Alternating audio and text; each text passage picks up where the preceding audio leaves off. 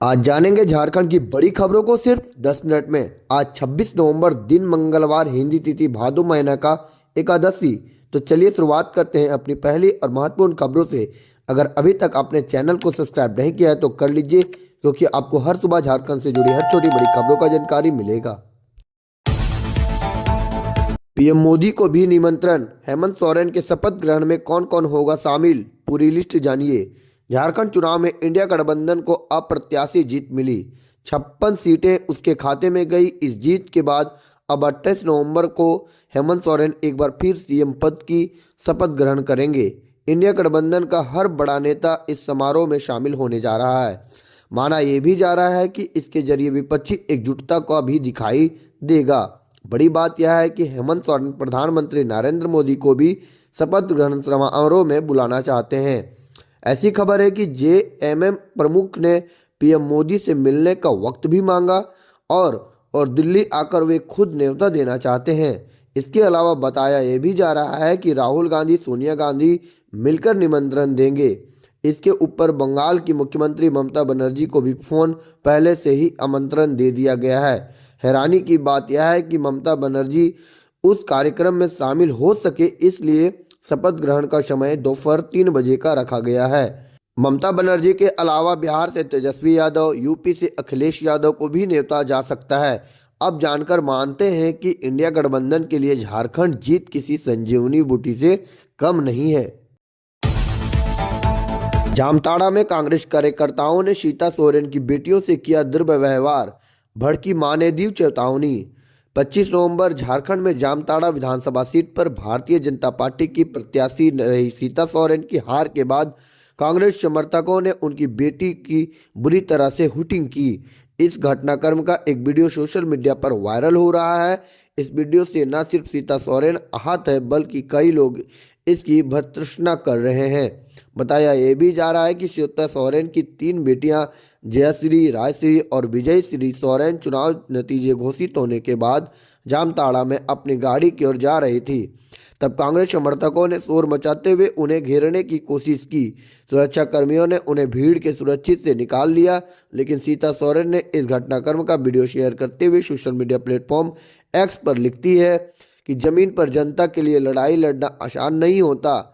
इस चुनाव में मैंने अपनी पूरी ताकत लगाई, लेकिन परिणाम हमारे पक्ष में नहीं आ पाया। जब मैंने एक वीडियो देखा जिसमें मेरी बेटियों को कांग्रेस के कार्यकर्ताओं द्वारा अपमानित करते हुए देखा गया, तो मेरा दिल ही टूट गया। यह वही जामताड़ा है जहां मेरे पति ने अपना खून पसीना बहाकर जनता की सेवा की, लेकिन आज उनकी बेटियों को अपमानित होते देख यह सवाल उठता है कि क्या यही वह सम्मान है जो जनता ने उनके त्याग और संघर्ष को दिया था। राशन कार्ड धारकों को बड़ा झटका, 1 जनवरी 2025 से लागू होंगे नए नियम। जाने अब राशन में क्या मिलेगा। भारत सरकार द्वारा संचालित राशन योजनाएं देश के गरीब और जरूरतमंद लोगों के लिए जीवन रेखा के समान है।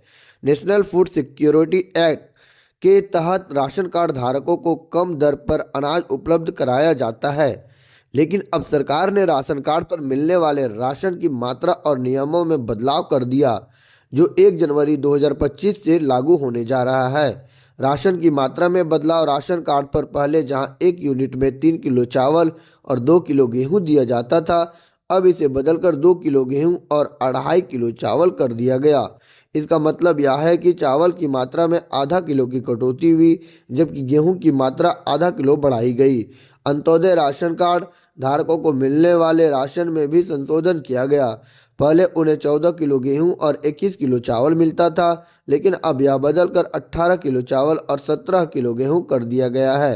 हालांकि कुल राशन की मात्रा 35 किलो ही रहने वाली है। सभी राशन कार्ड धारकों के लिए ई-केवाईसी प्रक्रिया पूरी करना अनिवार्य है दिया गया है। अगर कोई भी राशन कार्ड धारक 1 जनवरी 2000 पहले से ई-केवाईसी नहीं कराता है तो उसका राशन कार्ड रद्द कर दिया जाएगा। हेमंत सोरेन की नई सरकार में 5 नए चेहरे भी दिखाई देंगे। मंत्री बनने की रेस में कौन कौन है, आइए जानते हैं। इंडिया गठबंधन के घटक दल झामुमो, कांग्रेस, राजद के विधायक दल की रविवार को अलग अलग बैठक हुई। इसके बाद मुख्यमंत्री आवास में संयुक्त रूप से इंडिया गठबंधन के विधायक जुटे। इसके बाद बैठक में हेमंत सोरेन को इंडिया गठबंधन दल का नेता चुना गया। मंत्रिमंडल के फॉर्मूले में भी लगभग तय कर लिया गया। सरकार में झामुमो के मुख्यमंत्री समेत 6 मंत्री, कांग्रेस के 4 और मंत्री राजद के 1 मंत्री हो सकते हैं। माले की ओर से मंत्री पद की भी मांग की गई। इंडिया गठबंधन सकारात्मक रुख कर सकता है और 1 पद दे भी सकता है। हेमंत सोरेन के नेतृत्व में बनने वाले मंत्रिमंडल से कम 5 नए चेहरे शामिल होंगे। पुराने मंत्री अगर फिर से बने तो 6 मंत्री दिखाई देंगे आपको।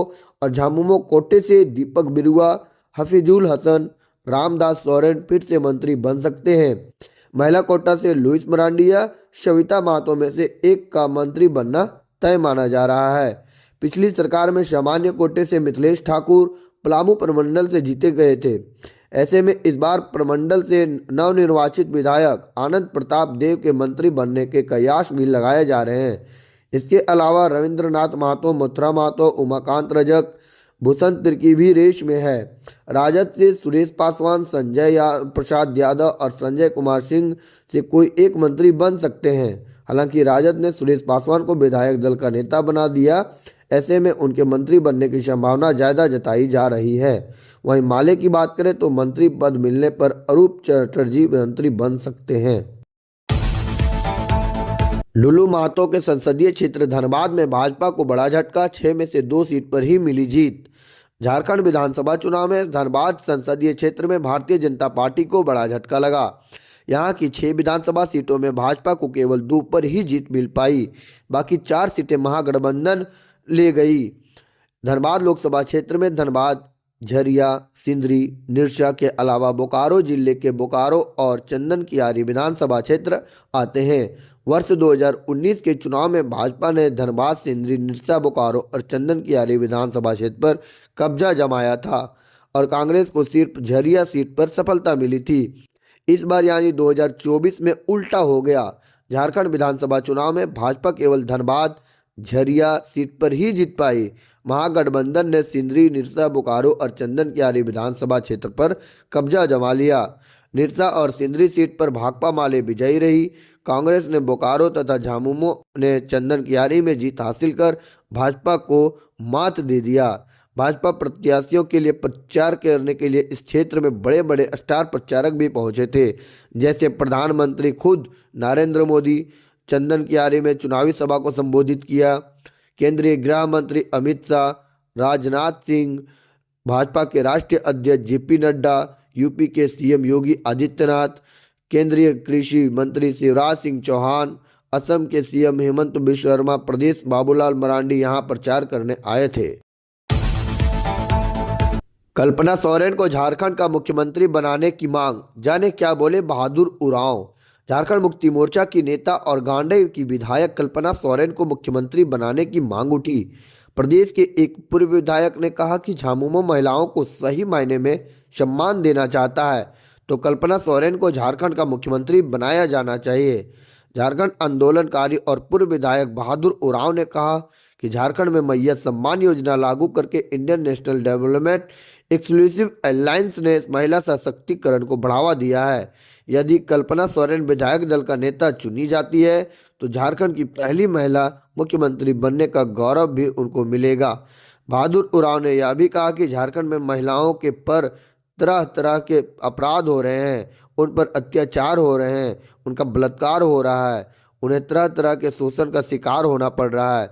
बहादुर उरांव ने कहा कि एक महिला के दर्द को दूसरी महिला ही बेहतर तरीके से समझ सकती है, इसलिए हमारे हिसाब से कल्पना सोरेन को झारखंड का सीएम बनना चाहिए और हेमंत सोरेन को बनाना भी चाहिए। दोस्तों, खबर देखने के लिए बहुत बहुत धन्यवाद। अगर वीडियो पसंद आया हो तो वीडियो को लाइक करके चैनल को सब्सक्राइब करना ना भूलें और साथ ही साथ वीडियो को शेयर भी करें।